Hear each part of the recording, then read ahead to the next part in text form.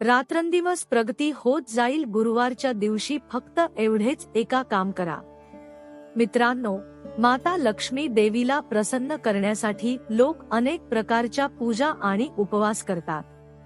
सकाळ संध्याकाळ दिवा लावण्यापासून अन्नदानही करतात, जेणेकरून देवीचा आशीर्वाद तुमच्यावर राहतील आणि त्यांना आयुष्यात कोणत्याही प्रकारच्या समस्या येऊ नये. आपण सर्वजण ही देवीची आराधना आणि पूजा केल्याने ती आपल्यावर प्रसन्न होते. तुम्ही पूजा करत असता देवी तुमच्या घरात वास करते.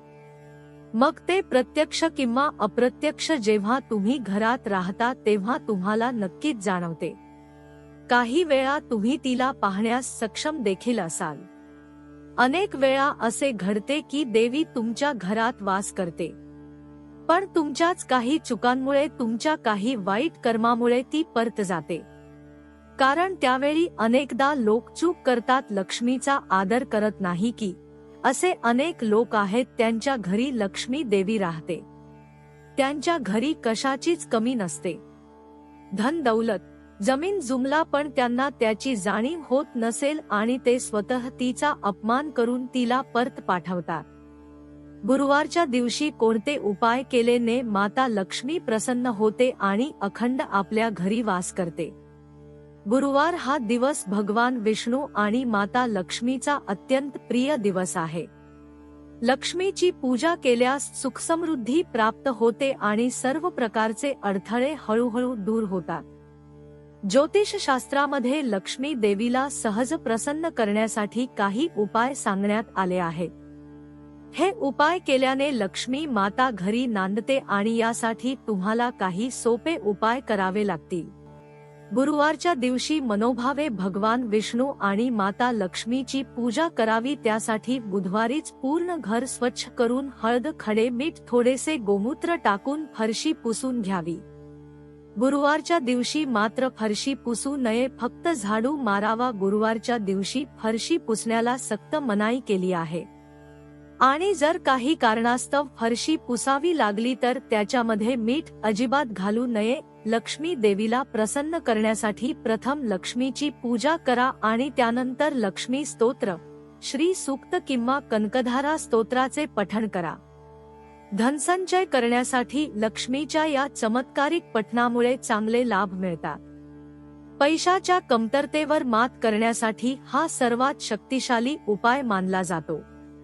यासोबतच लक्ष्मी मातेचा आशीर्वाद प्राप्त होतो आणि जीवनात समृद्धी प्राप्त होते अशी मान्यता आहे. तसेच गुरुवारच्या दिवशी केस कापू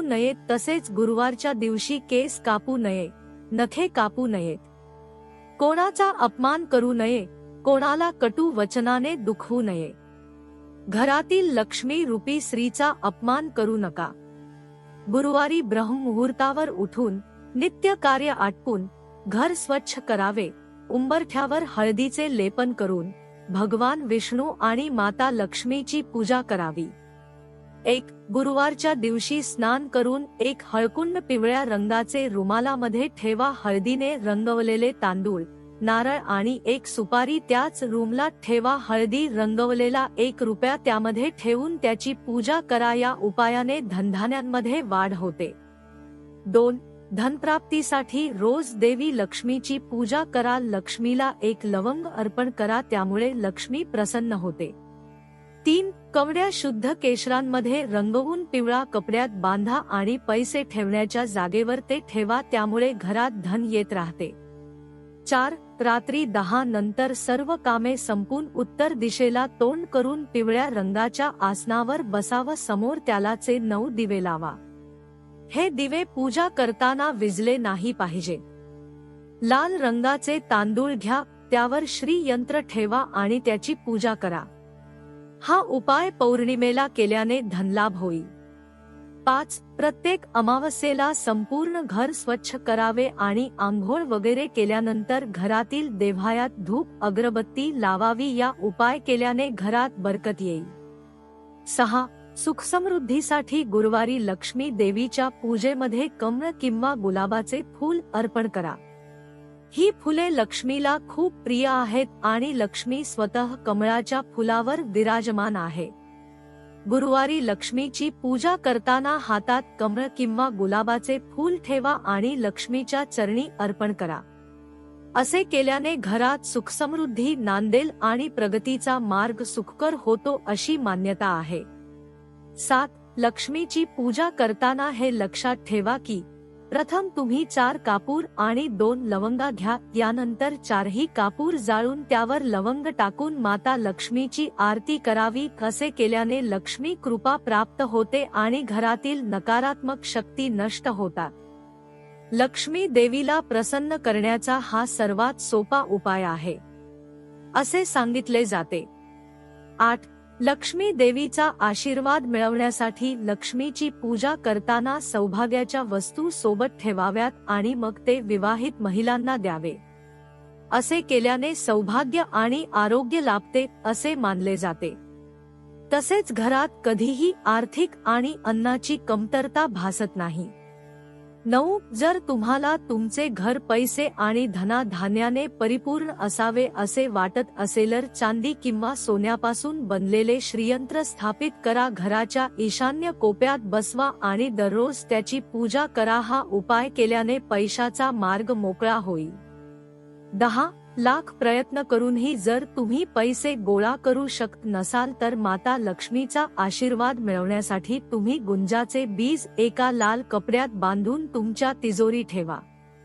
11. बुधवारी कोणालाही कर्ज देऊ नये. या दिवशी दिलेले कर्ज लवकर येत नाही. खर्च देण्याप्रमाणे घेण्यासाठी देखील दिवसाची काळजी घ्या आणि मंगळवारी कर्ज घेऊ नका, परंतु या दिवशी लोकांकडून घेतलेले पैसे परत केले पाहिजे.